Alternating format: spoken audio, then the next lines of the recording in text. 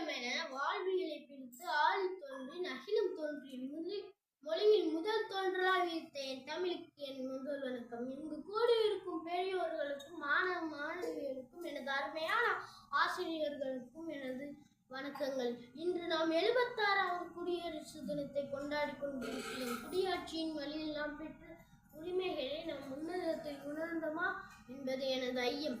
எல்லோரும் இந்த இந்திய மண்ணில் சமமாக வாழ்ந்து நாட்டை முன்னேற்ற வேண்டும் என்பதற்கான இந்திய அரசியல் சாசனம் ஒவ்வொரு குடிமகனுக்கும் கடமைகளையும் உரிமைகளையும் வழங்கியுள்ளது.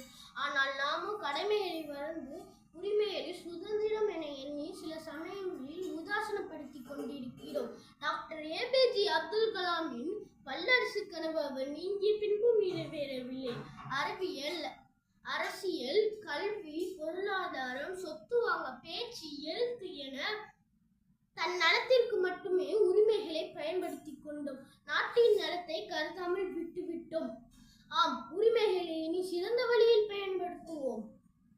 ஆம், பேச்சு உரிமையை பயன்படுத்துவோம். நல் சிந்தனையில் பேச.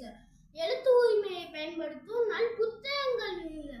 தொழில் செய்யும் உரிமையை பயன்படுத்துவோம். நல் தொழிற்சாலைகள் வளர. சுரண்டலுக்கு எதிரான உரிமையை பயன்படுத்தும். ஊழலை தட்டி கேட்க. பாதுகாப்பு உரிமையை பயன்படுத்தும். பாதுகாப்பாக வாழ.